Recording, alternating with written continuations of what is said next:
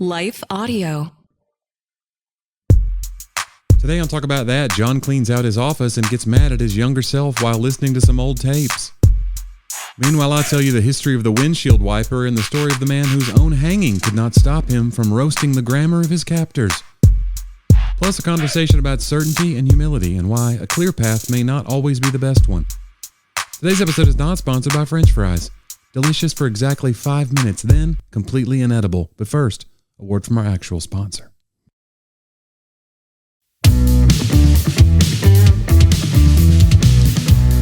Johnny, it's a new setup, but the same wonderful talk about that. The same quality content that you've come to expect. Just in different chairs. From this free show. That's right. That you pay nothing for. Now, some people pay, but they're just donors. They're right. Benefactors, patrons. Good people. Good. You know what I'm saying?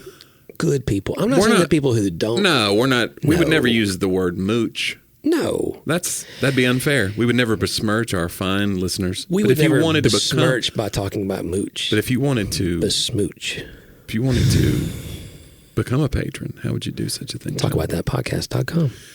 Click on that upper right-hand link. That's how you support the show. Get ad-free content thrown in by us because we care about you. If you want to send us a note, hello at talkaboutthatpodcast.com. Johnny, it's if you're watching right now. Yeah. Which you are, but I'm speaking to the other people listening. After many years of discussion, I have cleared out my office. All right. It's now been completely painted. I have carpet tiles that we're putting in. Like right now, offset. There's a lot going on in here. There's a lot. It's chaos, and then we're going to get into it. But you've unraveled like a couple of decades of memories. I've spent about 2 weeks going through 20 years. Yeah, this is some stuff goes back. And further. We're about to trauma bond over it probably. Some of it's probably Scarlet Thread related. There's a lot of Scarlet Thread, which is John and I's old band. Yeah, there's our Christian rocker days. There's a lot of early books. There was some spiky hair bandied about back then with some frosted tips. Yeah. People still frost tips. Is there anybody out there still doing that? Maybe it'll come back. Everything comes back. Wouldn't it be great if we could take an old photo and suddenly we were relevant again? We need to throw up a photo of the old band on the old monitor here one of these days. I wonder if anybody, because somebody asked me the other day to see a photo of the band. Really? And I was like, no, you'd be, we looked. I mean, I could do it. No. It would take me a minute, but it's fine. It's okay, John. Nobody cares. It goes back to old youth ministry days. Okay. Actually. You mean going through all these memories? Yeah. Well, one, we have a new shot.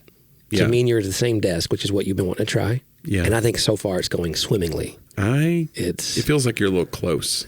But the other shot kind of felt like we were on a Zoom call, even though we were in the same room. Yeah. It just felt like we were still in So it feels like you're leaning to COVID the left days. to talk to me. You know what I'm saying? Because we're trying to be in the shot still. Oh, no, I don't know. Does it bother you? No. Okay. This is just how I lean, John. Because your microphone could do this. So I've got scoliosis, John. If you wanted to go... No, I mean the top part just leans over. Oh, you mean this like here? Yeah. How do you want? I don't know. That's fine. Just don't change the thing. We're getting in the weeds here. No, I went through... I'm not saying I'm a hoarder, but I keep things. John, that's... you keep things that you don't use? Well, first of all... Obsessively? You can't see... No, that's not a hoarder. You can't see this off... I do hoard books, probably. Yeah. You can't see this... People do that just to look smart. Well, that's the whole thing. It's all about the looking smart, because I know I'm not. No, come on. No. Smart people say that, hoping that you'll be like, oh, only a smart person would say that. Yeah, but the more I've learned, the more I know nothing. Sometimes you're right. That is very true. No. I heard this one day. Sometimes low self-esteem is just common sense. And I won't tell you who told me that, but it hit hard. Yeah, it hurt. It did hurt. I really don't think that I think I know less. I really think I know less. It's not like a thing. It's legitimate. No, I agree. Legitimate humiliation. It's not like, Didn't Einstein say that? He said the older I get, or the more I learn, the more I realize I know nothing. A lot of people credit things to Einstein. Since the older I'm getting, the less I know. I don't know who said that. It could have been Einstein or anybody. Didn't he have like one of the biggest brains? Because they talk about brain size. Yeah. Is it related to intelligence? And it's hard to make that huge correlation. But Einstein did have a huge head. I don't know. Huge brain. Johnny, that was his hair. You think it was a lot of just his hair. Some filler? It's kind of like I don't really have a chin, but the goatee gives me the illusion of a chin. Yeah. I shape it like a topiary.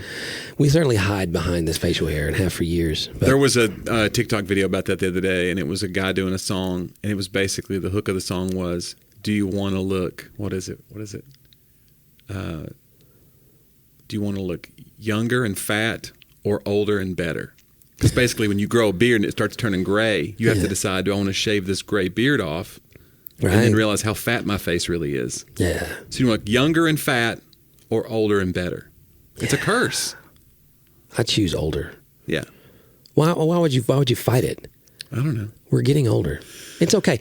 But anyway, I have floor-to-ceiling bookshelves. Yes. And they're not all put together, which is why I brought you here today. Are you really going to make me do this? And that one that's up there, it took me a minute to get that in there. Because when I say floor-to-ceiling, Johnny is touching the ceiling. So did you measure to get those? I did. I knew they'd be right on it, and they are. Wow. And I was right. And then I will put the old couch back in, okay, which is where Johnny used to sit, and he complained for years about it. I didn't know how good I had it, you guys. And then behind me here, I want to cover this whole wall in photos. I don't know about that. I think it's going to be weird for this shot, but whatever. Well, I know that there's other places to put your photos. What we're learning, guys, is that Johnny doesn't care about my office as a functional space. No. The other however many hours in the week there are besides this one. Yes. He just wants it to be his own personal podcasting studio. Mm-hmm. And it is, basically. He just rolls in here off the road, comes in here highfalutin. I mean, just throwing money around at everybody. Where falutin came from. I don't know. Oh, is there such thing as low-falutin? Yeah, there's no-falutin. There's no, you can't be... there's a million of those. Did you know that the Sunday... There's no disheveled. You can't be sheveled. That's right. Yeah. Did you know that the Sunday after Easter, do you know what it's commonly known as? After Easter. Sunday after Easter. No. Low Sunday. Low Sunday. I wonder if it's called that because all the people that came on Easter now don't come back because they just came that once a year and it's a low mark attendance-wise. Well, in the church calendar, it has to do with that's the doubting Thomas after Jesus' resurrection. Oh, okay. So now people are struggling with the realities of the resurrection. So I saw it's not called that in the technical terms, but most liturgical. Yeah, I went straight to the numbers. Yeah. Well, you're an evangelical, Johnny. I don't know what to tell you. I'm having a hard time selling tickets on the road. We call that low Friday. I've had some low weekends. Guys, you get your tickets at JonnieW.com. I'm going to fill out the bookshelves, though. Yeah. There'll be cubbies, obviously. All right. And I wanted that in the shot, but we're not going to have that.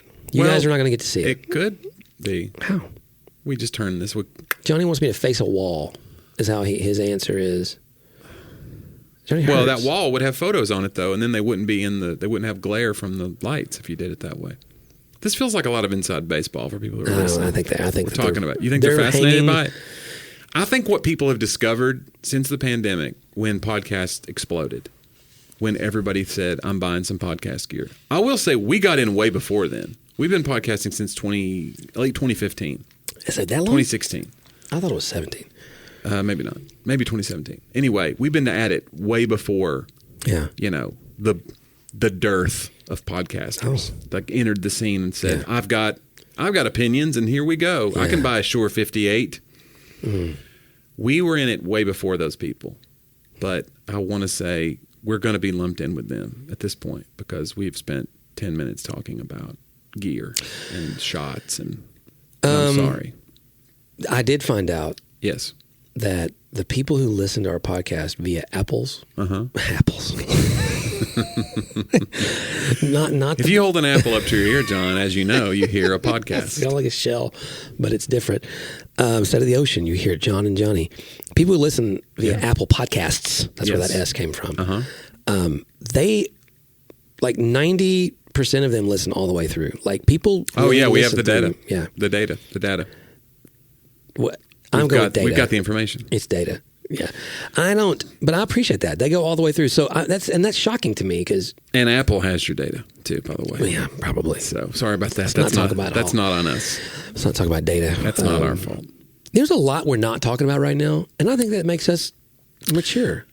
There's things that we're not addressing that we probably will, maybe, but we're not because we're trying to figure ourselves out a little bit. Yeah, I'm seeing if I can.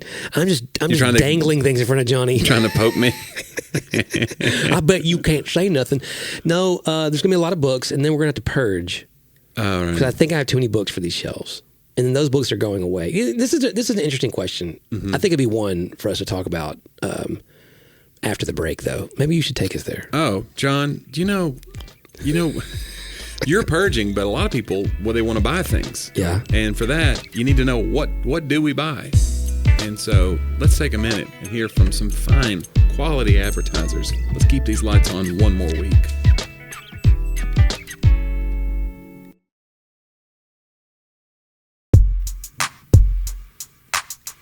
So, how do you feel about when you have a book by an author you once aligned with that now you don't? Yeah. But the book was important. This goes into a lot of the conversations for today probably, but that the book once probably meant even more to you. And then that person changed. Formational text. And then now it's like, oh, wow. Because I have books I want to get rid of. I'm like, I liked that book. You have books you've probably collaborated on that now you...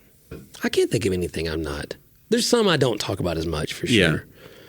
Just because That's why I don't want to do a book with you, because then it's going to ruin our relationship. I was like, gosh. Yikes. You used to be close with that guy. We'll see. Because I feel real judgy as a writer. Like, I'm throwing this guy's book away because he's like, I don't expect authors to be perfect or something. But yeah. And can we accept good things that they have said, even if we no longer align with where they are today? Like, how does that work? Well, that's the old, separate the art from the artist, too. We're dealing with that in, Hollywood and beyond, of how do you deal with somebody's ideology versus, how do I deal with, I love Mission Impossible, and I think Tom Cruise is kind of a kook. Right. Is it okay that he's a kook? Can I still enjoy his movies? Right. Like that big Will Smith movie came out where he's the famous... He's portraying the guy in one of the most famous post-slavery photos of all time, where the guy's back is just so scarred up. Right. And he's playing that guy, and he's escaping and all the things. I never watched it. It was right after he walked up on stage and slapped and was like, I don't know if it affected me or not, because I thought, I'm still looking forward to watching that movie. And then you're kind of like, he's a little unhinged, I think. Yeah. He just went and hit a dude on national television. And so, I don't know. I wonder what it did to that movie.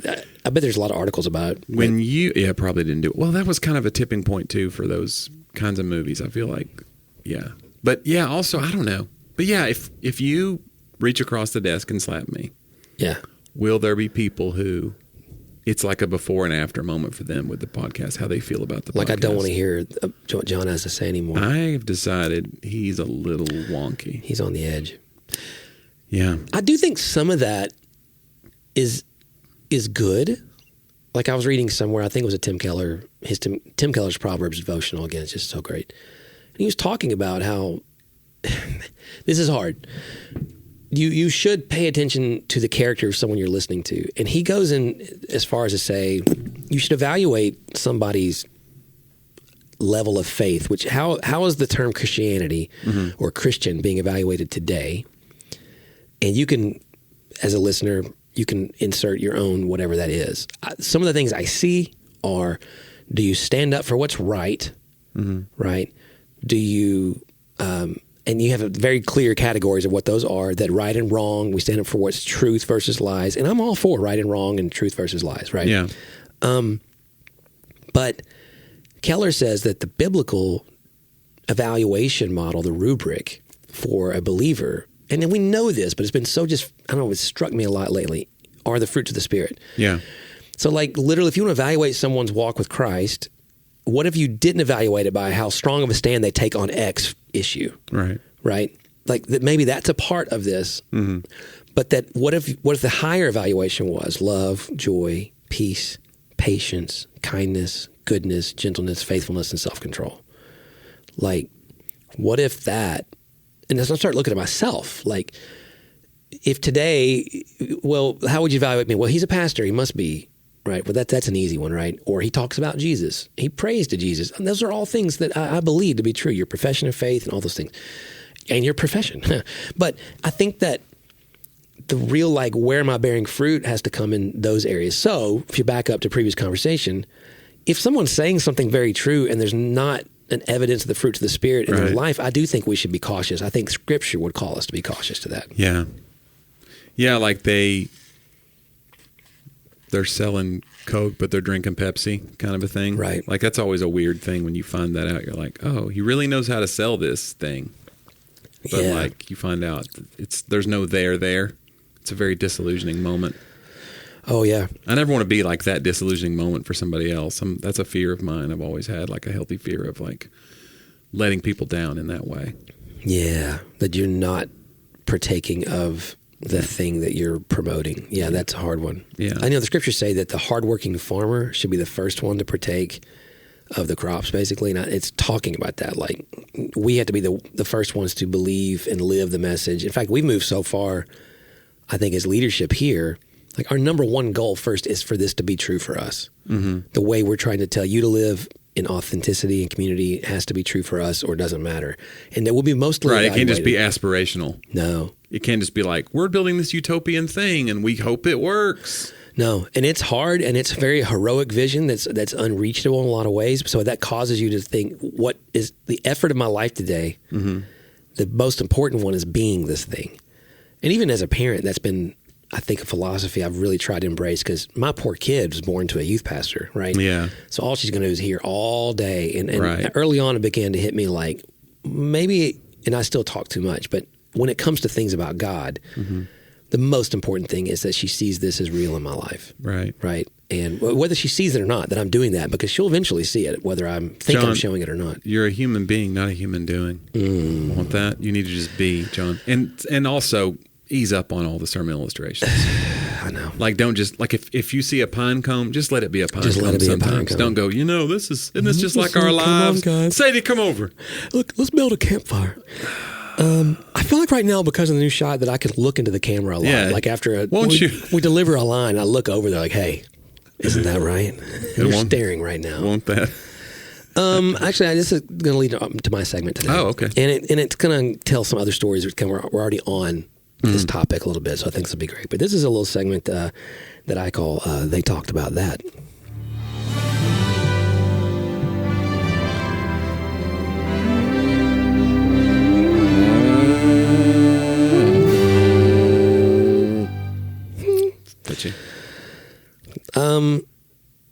This is attributed to Joseph Campbell.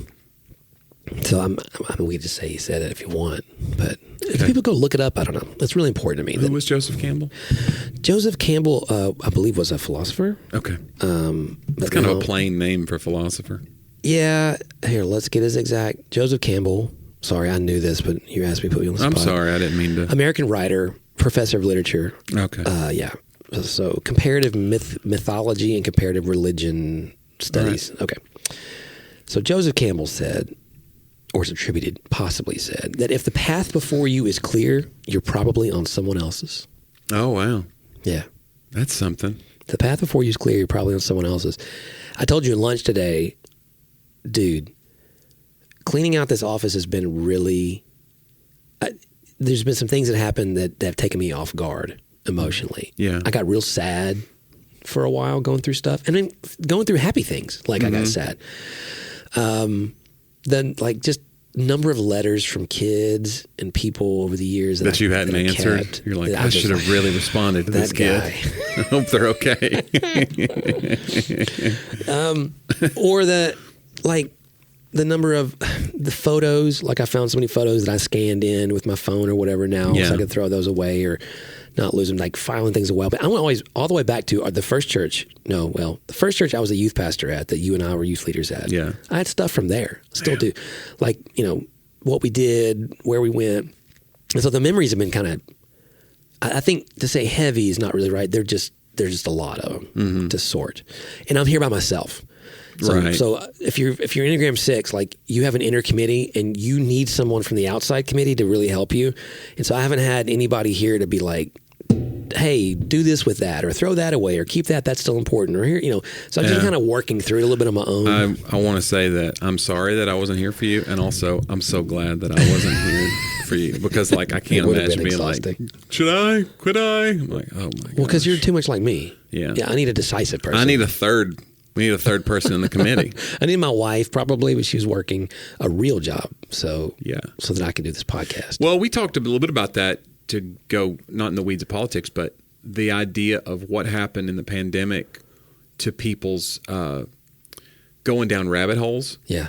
And getting into conspiracy theories, and it became so prevalent. Was part of it was we weren't around each other as much to diffuse those ideas through. Yeah. So you were able to watch like 10 videos in a row and then not go, now I got to go to lunch with Bob and discuss this and have Bob go, well, that doesn't make any sense. I heard that video wasn't real. Yeah.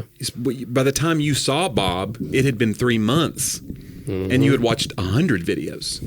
Yeah, wow. You know, and so that everybody needs a committee, honestly. You know? No, it's community. It takes a committee to raise it. No, Come on, that's guys, not. Doesn't it though? It takes a village. We need more bureaucracy. No. Well, the I guess tipping point came 2 days ago. Okay. I found a bunch of old cassette tapes, and I need to get rid of them. So I went on Amazon and bought this cassette tape converter that takes them and puts them in MP3s onto a micro SD card. Yeah. But you have to listen. It's a tape. You can't just push. You have to listen to it. Right. I could turn the volume down, but I thought, well, I might as well. I'm working. I'll just play these in the background while they're capturing. You found some messed up stuff on these tapes. Well, you have committed crimes. One thing I found that was really cool, I found a tape from December 24th, 1978 that my grandmother had recorded. That's the year you were born. That was 4 days before I was born. Wow. And they're opening Christmas presents at my grandmother's house, and I can just hear my older brother and sister. He's 2, she's like 4, and they're singing songs and opening presents and just cutie stuff. And my dad, hear my dad's voice really. That would be, And a younger dad, like he's in and how he's interacting with the little kids and everything. He's just so great, you know, and it was great. So that was cool.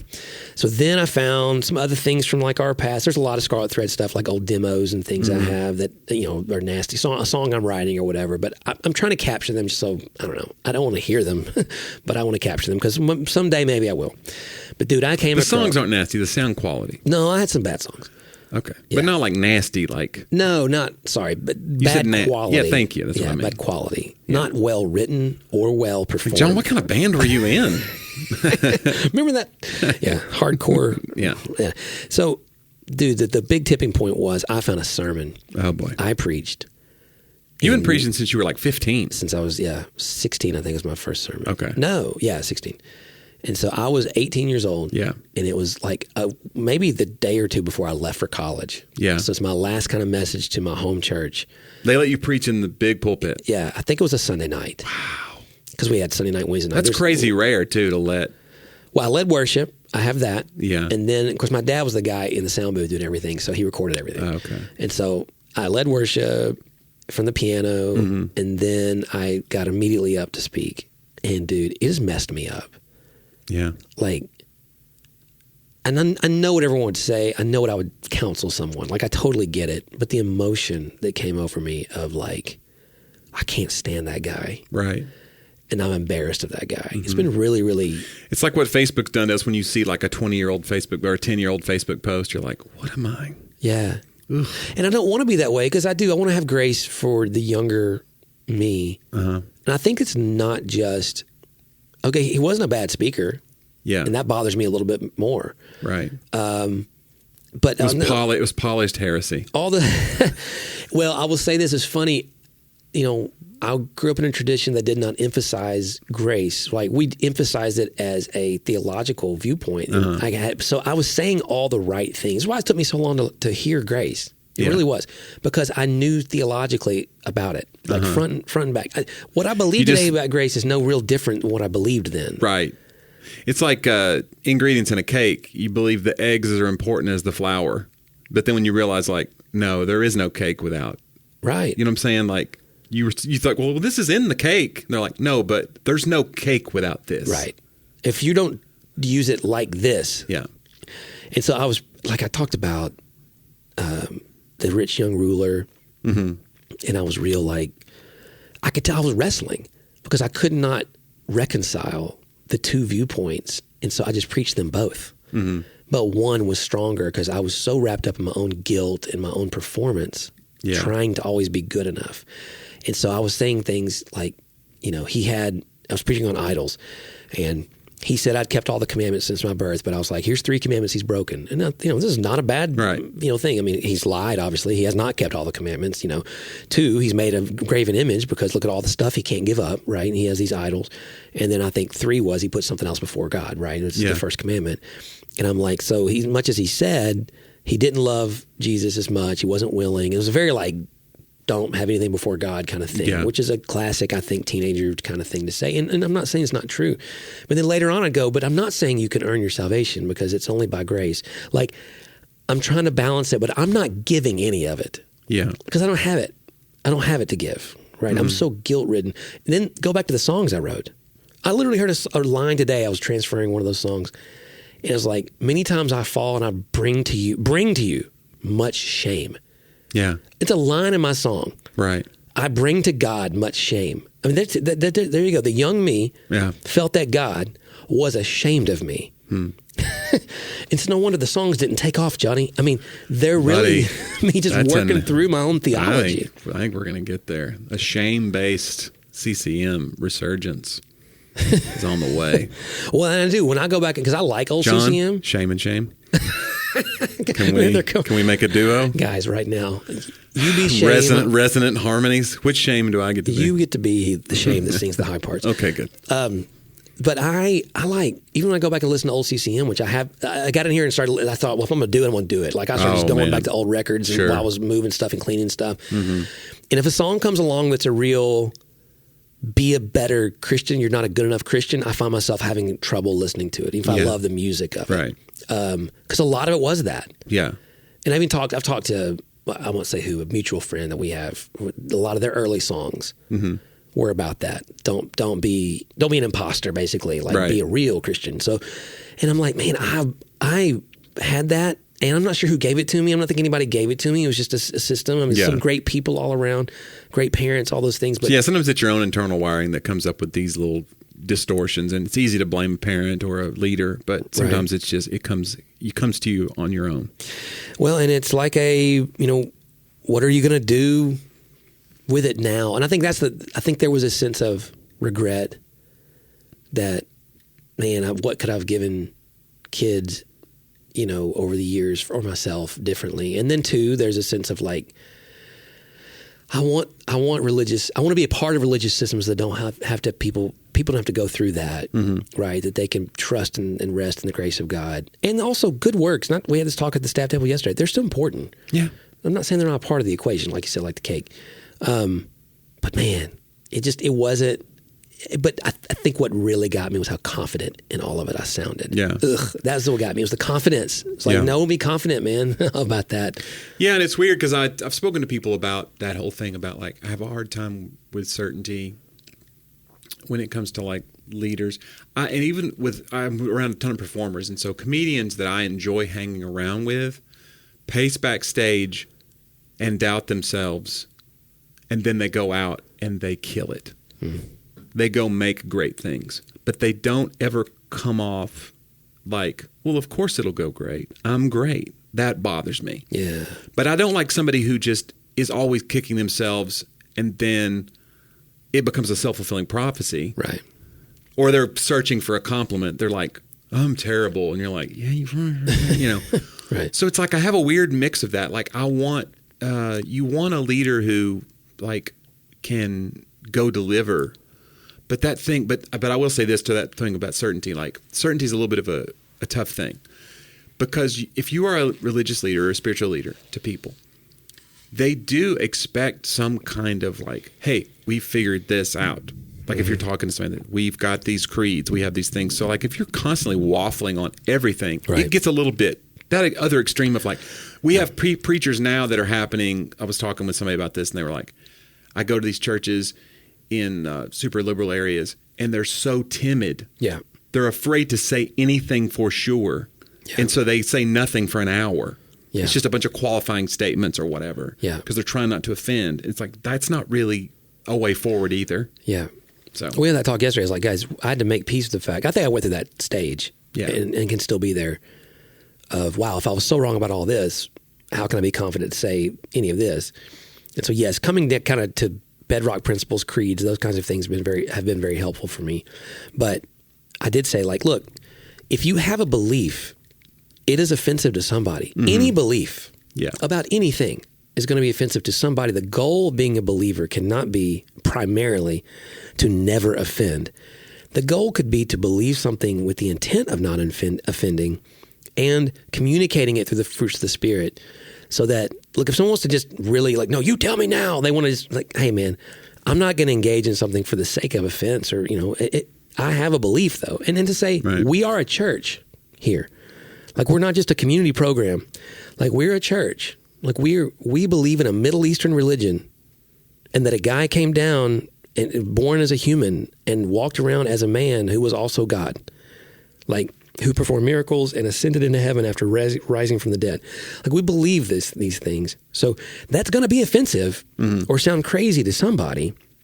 And so, like, the goal would be that again, above all, that message is real and transformative in my own life. That's the greatest evidence of it. Yeah. Not that I try to make it not offensive to you, but that you can't deny what it does to change me. Right. I mean, that should be the goal. So anyway, well, I actually feel better talking about it, Joey. I appreciate that. John, I like the quote a lot, by the way, too. That's one I never heard before. Well, I was on my own path, and I'm still on my path, right? And now look back, the path looks unclear. Yeah. And I don't think I ever feel clear about the path ahead. So the goal, I think, if he's right, if we feel unclear, we're probably on our own path. Well, and this idea, that like there's going to be obstacles, and we used to always take that as like, okay, is this? But sometimes it feels like in your own mind, if there's obstacles, am I going the right way? Why would you drive your car off into the brush? Right.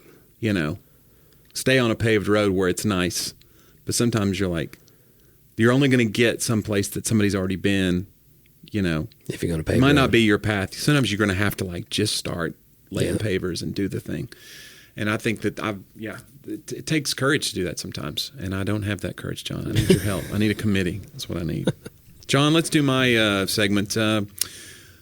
Johnny's old jokes. We call it Joke About That.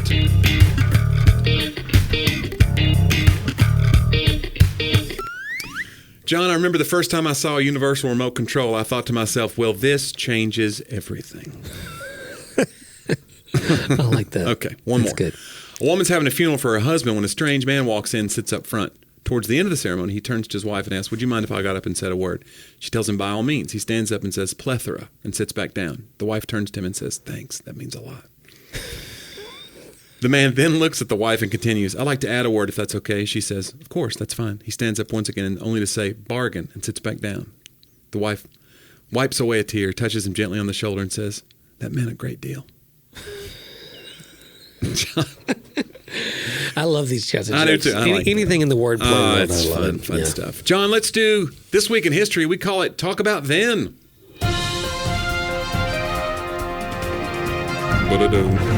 John, this week, 1878, a hallmark invention, as Thomas Edison received his patent for what? Light bulb? No, the first phonograph, which I guess became later, a record player? Was the phonograph pre? That's a great question.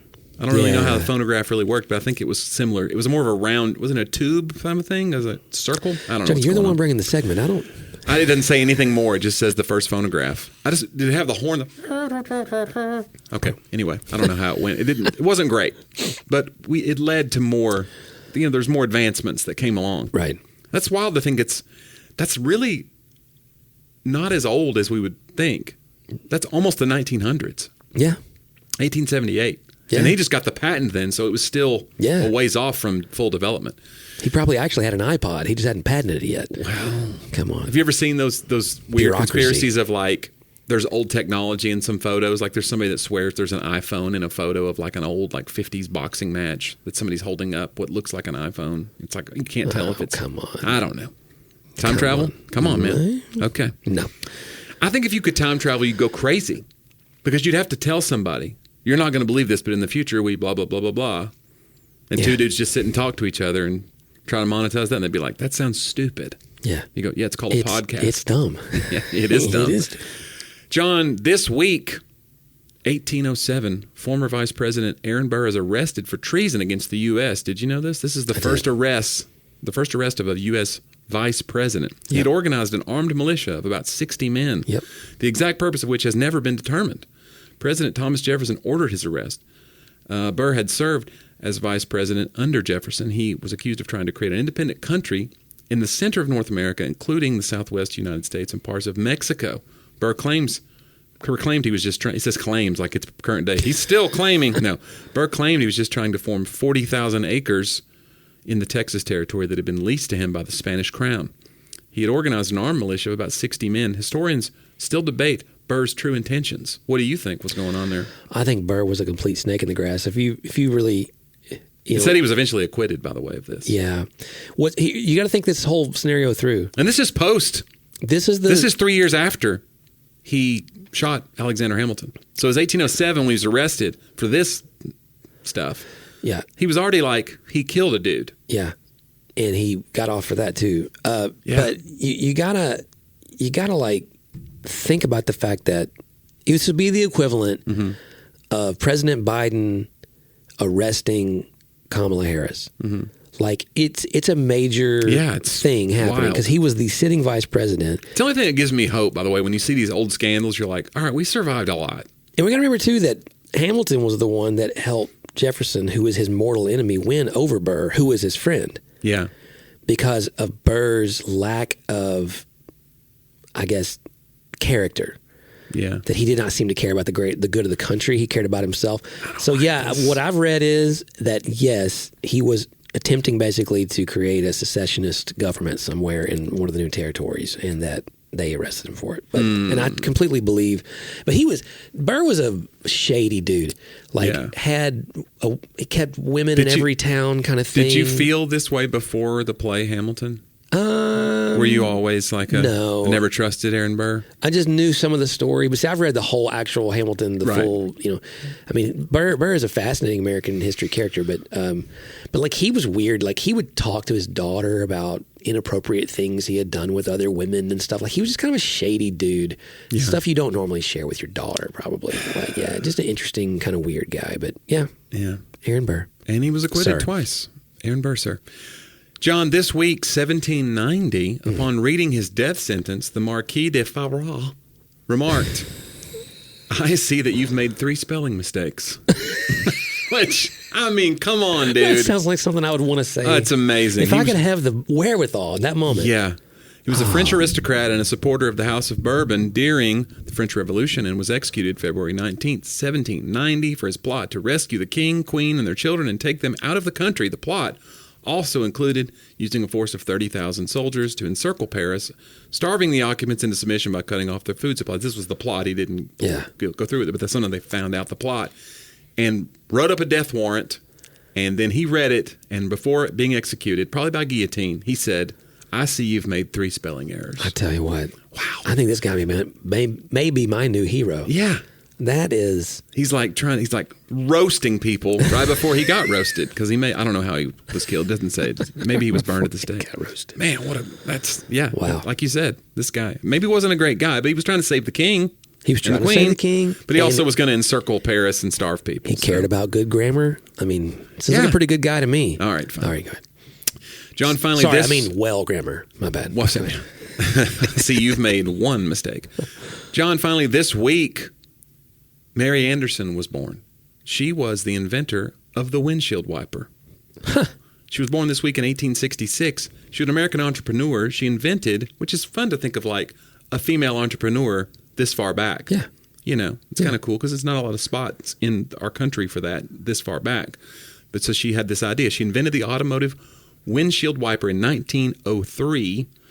In 1902, while visiting New York City on a frosty winter day, Anderson was riding the trolley. She noticed that the trolley driver, in order to see through the sleet on the windshield, had to either lean out the window, not safe, or stop and go outside to clear the window with his hands. That takes too long. Recognizing an opportunity, She designed a hand-operated device to keep a windshield clear, and in 1903 was granted a patent for the windshield wiper. Anderson's device consisted of a lever inside the vehicle that controlled a rubber blade on the outside of the windshield, so pretty similar to today's devices. The lever could be operated to make a spring-loaded arm move back and forth across the windshield, thus clearing it. A counterweight was used to ensure contact between the wiper and the window. However, this is where it gets like, this is where history comes back. There's always something in history make you go like, ugh. However, she never profited from her invention because in the early 1900s, cars were not very popular. And by 1922, when Cadillac became the first car manufacturer to adopt wipers as standard equipment, her patent had already expired. Oh, no. Got to get those renewed. Yeah. Mary Anderson. But so we recognize her today, Mary. Yeah. Every time we use our wipers, it's a little, we think of you. It's like pouring one out for Mary. Yeah. Off the side of your car. You've taken this very deep. Yeah. And I appreciate that. Yeah. Because that's what we want. It's a bummer when people don't profit from their inventions. Like there's a whole dearth of those in history. That's twice dearth in the same episode. Dearth. Sorry about that. But there is a lot. And so it's too many. What are you worried about not getting credit for in your life? Let's go down. Let's unpack this. Why does it hit you so? You think that's why? I don't know. Hey, you're the one speaking the truth right now from your own soul. Yeah. Are you afraid someone's going to steal your jokes? No. Maybe. Well, that is a thing that happens, but... When someone has stolen a joke, how does it make you feel? I called somebody out one time. You called them out. A clip came out, and I commented, or I sent them a text, because I know the person. And I said, I really like this. I liked it a lot better on my special 4 years ago. Just trying to stir the pot, but also in a funny way. Like, yeah. And they were like, what? Oh no, I thought mine was, it's fine. Did they claim parallel? They did a little bit, and we made amends. It's fine, but it was one of those things of like, it could happen to anybody though. Yeah. Honestly. So I just use your jokes like they're mine all the time. And that's fine. I'm just like, hey, I'm just funny. I don't know what to tell you. No, you know what I'm saying? You're very funny, John. You don't need to listen. I'm not Jonnie W funny. I can tell you that. And guys, I don't know anybody who's Jonnie W funny. Preaching since you were 16, though. You got me on that. I should not have started that early. But that got you. You got to get the bad ones out. Just like comedy. You got to go to enough open mics and be bad for a minute. John, if the path is clear, it's not your path. Mm-hmm. Well, I'm on the path then because it is not clear. Need a bush hog over here to get this thing. Sheesh. Johnny, I really don't know a better comedian, and that's why people should go see your show. They should see all the new tour dates coming online every day at Jonnie W, JONNIEW.com. That's right, John. How do they find more about your writings? I really don't know. Just go to Amazon, I guess. Search John C. Driver. Yeah, is that the right one? Sometimes there's a C in there. Okay. If you go to John, listen, you can go to johndriver.com and it'll redirect to a some sort of bio site. A weird holding. A weird holding area. I used to maintain a website. A 404 page. What's the point, really? So page not found. No, but you can go to Amazon and find stuff. But the cool thing about my writing usually is that you get to hear other people's great stories. You know what I'm saying? Hey, man, you're a partner. They need a committee too. And you get to be in that committee. You get to be a part of that. And then they get to look back 20 years from now and regret those writings. Right. They get to go, why did I use that guy? They're going through a box and they just start crying like, why did I ever think this? Why did I let that guy talk me into saying this? I threw away probably over 100 copies of books I wrote in my early years. Oh, boy. That I had left over. Yeah. Yeah. Gone. But, I mean, you're clearing house, man. Because I'm like, what am I going to do with them? Yeah. If I want to read it, I'll just read one. It'd be interesting to think like somebody's going to find those in a landfill and be like, there's so many of these. And then somebody's going to be like, it's going to be there. That's going to be their 40 days of purpose. You think? Somebody's going to take off on that. It's something you're not necessarily even proud of anymore, but they're like, this is my Bible now. I do believe that you have to do this stuff. Now, that is the part I'm okay creatively. Yeah. Like, hey, you got to be where you are. Yeah. And writing is a snapshot in time. You got to write in order to write. Like if you're not willing to write, then someday when you hopefully you, and I'm not sure I'm even there yet still. Yeah. I believe when I have better things to say, I have to have developed the ability to write those things in a way people can understand them. So, I don't mind writing. It's just the content, in places. I found No Arrivals. That's a 150,000 word manuscript that I turned into 3 books. Yeah. Found the full manuscript in a manuscript box. It's a trilogy. It was long. I remember my first agent was like, and I realize now he signed me to try to get to Reggie Dabbs. Oh boy. And so he was like, I want you. Do you want to name and shame? No, but he was like, I was so glad that I had that experience. Yeah. But he was like, hey, but I want to, whatever, I'm signing you as well. So whatever it is you want, kind of thing. And he did not sign with Reggie. Reggie's not signing them, by the way. And he was like, I just want you to go write it out. I mean, everything in your heart, go write it out. I was like, dude, I'll see you in 6 months. Right. So I came back. Oh boy. With the most enormous manuscript of my life. Yeah. And he said, why don't you scale this back? He said, basically, he didn't even talk to me, sent me like an email. It was like, basically, I'm paraphrasing. He was like, hey, yeah, I don't get it. Oh, no. Good, best of luck to you in the future. Oh, boy. Like, it's over. Like, that was it. Yeah. It was like, oh, man. And so I turned into 3 books, and then I had an offer from I had an offer coming from a denominational house. Yeah. And I remember like the day I was supposed to get the contract, they shut down like all their bookstores. Yeah, boy. That's when they were going to the digital books were beginning to take down the brick and mortar houses. Oh boy. So anyway, found it though. Johnny, you could read it if you want it. It's in there. Can I? I kept that. Yeah. Man, for some 3 reason. books. But I mean, look, you got it out. You got it out of your system. I did, and I think there's some good stuff in there still. Yeah, now you can be revisited. Throw that into an AI generator and say like, "Hey, can you make me good. one? Can you make me one book from this?"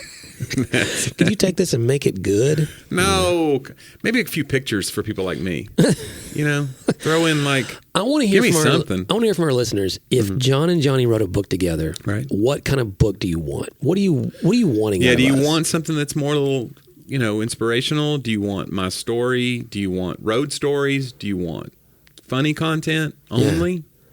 Do you want the John and Johnny story? We've got stories. We got a lot of them. Almost 30 years we've known each other. Yeah.